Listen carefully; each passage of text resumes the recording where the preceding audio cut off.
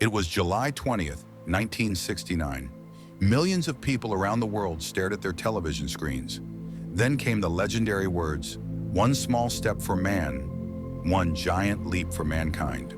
But as clear as that moment seemed back then, more than 50 years later, an uncomfortable question still lingers.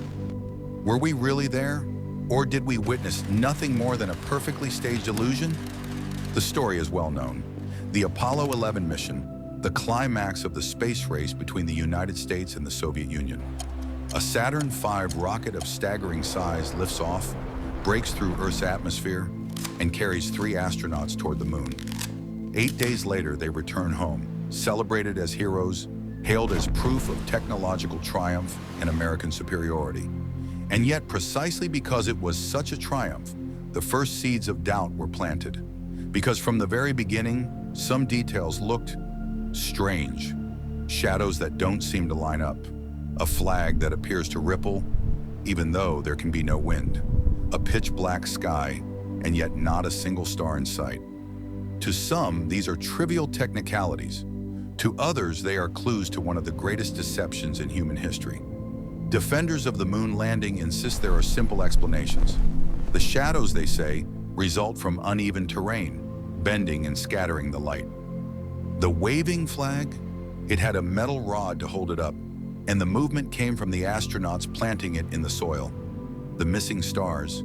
A matter of camera exposure, the lenses were adjusted for the blinding lunar surface, washing out the faint starlight. But even with these answers, the doubts never seem to fade. Why not? Because this isn't only about images, it's about trust.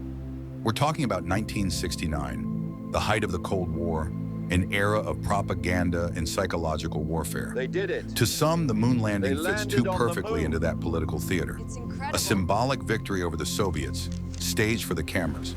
And after all, Hollywood studios existed. Special effects were advancing. Would it really have been impossible to build an enormous set? Other critics ask, if NASA truly had the technology to send people 240,000 miles to the moon and back, why haven't we returned? Why no regular missions, no permanent bases, no tourist flights? Is it because we saw everything there was to see? Or, as some claim, because we were never there in the first place? And then there are the odd little stories. Tapes that supposedly went missing. Copy that. Astronauts who seem nervous go when for asked lunar direct orbit questions about their journey. Conspiracy theorists argue that some footage was deliberately altered or even withheld. Whispered hints of something larger, something hidden. Of course, scientists respond with evidence. The Apollo missions left behind experiments that still function today.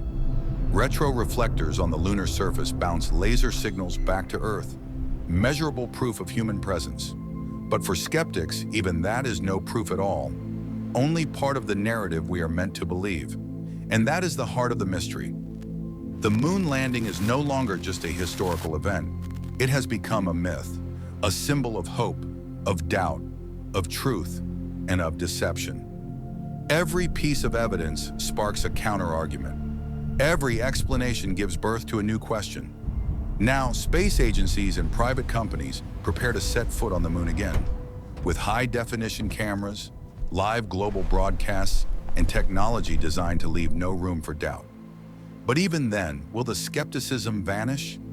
Perhaps the real question is not whether we were there. It's why we so desperately want to believe, or refuse to believe. What does that reveal about us? About our trust in technology, in governments, in truth itself? Maybe humanity's greatest journey isn't to the moon at all, but towards certainty. And that journey is far from over. Because on the horizon, a new promise emerges. We will return, soon, with sharper eyes, clearer images, and incorruptible technology. But when we do, what will we truly see?